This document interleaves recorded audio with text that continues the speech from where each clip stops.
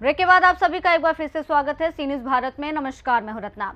रायबरेली ऊंचाहार के विधायक और उत्तर प्रदेश सरकार के कैबिनेट मंत्री मनोज कुमार पांडे ने बुधवार को जगतपुर के रामलीला मैदान से भव्य तिरंगा यात्रा का शुभारंभ किया। तिरंगा यात्रा नगर के विभिन्न मार्गों से होते हुए पंडित जालीपा प्रसाद विद्यालय पहुंची, जहां नई पीढ़ी का राष्ट्रीय संवाद कार्यक्रम का आयोजन किया गया। इस दौरान मंत्री ने युवाओं, छात्र छात्राओं और स्थानीय नागरिकों से संवाद किया। कार्यक्रम को संबोधित करते हुए मंत्री मनोज कुमार पांडे ने कहा कि युवा देश का भविष्य है और युवाओं के साथ लगातार संवाद मजबूत भारत की नींव है। उन्होंने कहा कि संवाद के जरिए युवाओं की समस्याएं, सुझाव और अपेक्षाएं सामने आती हैं, जिनका समाधान सरकार की प्राथमिकता है। कार्यक्रम के दौरान छात्रों ने सरकारी कार्यालयों और थानों में भ्रष्टाचार और रिश्वतखोरी से जुड़े मुद्दे उठाए। इस पर मंत्री ने कहा कि प्रधानमंत्री नरेंद्र मोदी और मुख्यमंत्री योगी आदित्यनाथ की सरकार भ्रष्टाचार के खिलाफ जीरो टॉलरेंस की नीति पर काम कर रही है। उन्होंने कहा कि अगर कोई अधिकारी या कर्मचारी भ्रष्टाचार में लिप्त पाया गया तो उसके खिलाफ कड़ी कार्रवाई की जाएगी। मंत्री ने नौकरी से हटाने के साथ जेल भेजे जाने तक की चेतावनी दी। युवा संवाद कार्यक्रम में ग्रामीणों और छात्रों ने जल भराव, सड़क और बिजली से जुड़ी स्थानीय समस्याओं को भी मंत्री के सामने रखा। मंत्री ने संबंधित विभागीय अधिकारियों को समस्याओं के समाधान के लिए तत्काल कार्रवाई के निर्देश दिए। कार्यक्रम के अंत में मंत्री मनोज कुमार पांडे ने युवाओं से राष्ट्र निर्माण में सक्रिय भागीदारी का आह्वान किया। उन्होंने कहा कि देशभक्ति, ईमानदारी और विकास की भावना के साथ नई पीढ़ी ही विकसित भारत के सपने को साकार कर सकती है।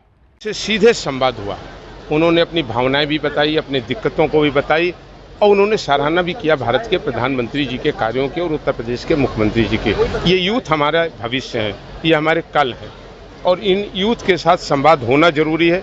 इनसे जब कम्युनिकेशन गैप रहता है तो बहुत सारी चीज़ें रह जाती हैं। इनसे लगातार हम सबका संवाद रहेगा और इनकी बहुत महत्वपूर्ण चीज़ें भी हम सबको जानकारी में आई है, जिसको हम लोग आगे धीरे धीरे करके उसे भी ठीक करने का भी काम करेंगे। सर, बच्चों ने शिक्षा से लेके और भ्रष्टाचार तक की आपसे बात की। हाँ बिल्कुल, बहुत अच्छा। मैं बच्चों की सराहना करता हूँ इनकी सोच का। इन्होंने भ्रष्टाचार पर भी बात उठाई कि थाने में या कहीं पर भी या किसी काम से हमसे पैसे भी अगर मांगे जाते हैं तो हम क्या करें। हमने उनको आश्वस्त किया कि आज योगी जी की सरकार में, मोदी जी की सरकार में भ्रष्टाचार का कोई स्थान नहीं है। ऐसे जो अधिकारी कर्मचारी इसमें संलिप्त मिलेंगे वो नौकरी से भी हाथ धोएंगे और जेल भी जाएंगे। कुछ त्वरित निर्णय आपने यही करा दिए? कई बच्चों ने बताया उनके गांव में जैसे तालाब में पानी भरा हुआ है, निकलने का रास्ता नहीं, मैंने तत्काल उसको ठीक करने के लिए कहा।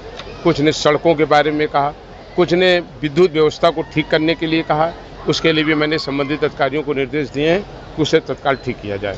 मंत्री जी, एक आखिरी सवाल है कि ये जो शिवपाल जी ने अभी एक बात बोली है कि संभल में जो फर्जी मुकदमे दर्ज हुए हैं, हम सरकार आएगी तो इन मुकदमों को हटा देंगे। नहीं, देखिए वो शिवपाल जी क्या बोल रहे हैं तो कोई नई चीज़ नहीं बोल रहे हैं। क्या आप नहीं जानते किसी उत्तर प्रदेश में आतंकवादियों को भी मुकदमे हटा करके वापस किए गए, जिन्होंने देश के लोगों के ऊपर हमले किए हैं, जिन्होंने बम विस्फोट किया है, जिन्होंने निर्दोषों की जान लिया है।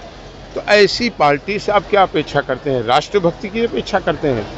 जो लोग पहलगाम में हुए निर्दोषों पर हमले के बाद आतंकवादियों के साथ खड़े रहे, वो देशभक्त हैं कि जो उन हताहत हुए परिवार के लोगों और भारत की सेना की कार्रवाई पर साथ खड़े हैं? तो हम इन ऐसे लोगों से की बात पर कोई जवाब नहीं देना चाहते और देश इनसे कोई अपेक्षा भी नहीं करता। सर, नीट पर काफी सवाल हुए हैं, उस पर क्या? बहुत अच्छा, बच्चों ने ये आशंका व्यक्त किया, बच्चों ने कि जिज्ञासा थी कि नीट परीक्षा में जो पीछे दिक्कत आई है उस पर आगे दिक्कत ना आए। मैंने उन्हें आश्वस्त किया है और आज केंद्र सरकार ने नीट परीक्षा को ही लेकर के और इस पर गड़बड़ी को रोकने के लिए पार्लियामेंट में कड़े कानून बनाए। तो बच्चों की ठीक जिज्ञासा थी, बच्चों को आश्वस्त किया कि आने वाले दिनों में नीट परीक्षा में आदरणीय मोदी जी के नेतृत्व में कड़े कानून बनाए गए हैं। आगे भविष्य में कभी इस तरह की पुनरावृत्ति ना हो पाए, इसके लिए सरकार की नज़र है। लेकिन ये सवाल बच्चों ने ही उठाए हैं कि जंतर मंतर में जो लोग पॉलिटिकल लोग जा कर के वहाँ पर जिस तरह के शब्दों का प्रयोग कर रहे थे, जिस तरह की अशांति फैलाए थे, आज जब झारखंड में हजारों छात्र आज परीक्षा के लीकेज पर वहाँ धरने पर बैठे हैं तो उनके मुंह से बोलती नहीं निकल रही है। ये देश का नौजवान, देश का यूथ इस बात को भी देख रहा है कि कौन लोग हैं जो केवल राजनीति कर रहे थे पॉलिटिकल उस पर। आज झारखंड पर उनका मुंह नहीं खुल रहा। सर एक आखिरी सवाल ये है कि अभी राहुल गांधी का प्रयागराज में जल को लेकर संवाद हुआ था, तो ठीक बात आप कर रहे हैं, क्या ये मोटिवेटेड है या नहीं, कोई मोटिवेटेड नहीं है। इस तरह का यूथ से संवाद हम लोगों का रहना चाहिए। यूथ हमारी ताकत है, यूथ हमारा भविष्य है, और मैं इसको लगातार करता रहता हूँ। गांधी के प्रोग्राम के बाद ही फिर मैसेज कर रहे हैं? नहीं, राहुल गांधी जी हमारे प्रोग्राम की नकल करते हो, मैं मेरा राहुल गांधी जी से क्या लेना देना। रायबरेली से सीनू संवाददाता देवराज की रिपोर्ट। रायबरेली के जगतपुर में तिरंगा यात्रा और युवा संवाद कार्यक्रम के जरिए राष्ट्रभक्ति के साथ युवाओं और आम लोगों की समस्याओं पर भी चर्चा हुई। भ्रष्टाचार, पेपर लीक, जल भराव, सड़क और बिजली जैसे मुद्दों पर मंत्री मनोज कुमार पांडे ने समाधान का भरोसा दिलाया। अब देखना होगा कि सरकार और प्रशासन इन समस्याओं पर कितनी तेजी से कार्रवाई करते हैं। फिलहाल इस रिपोर्ट में इतना ही। देश और दुनिया की तमाम बड़ी खबरों के लिए देखते रहिए सी न्यूज़ भारत।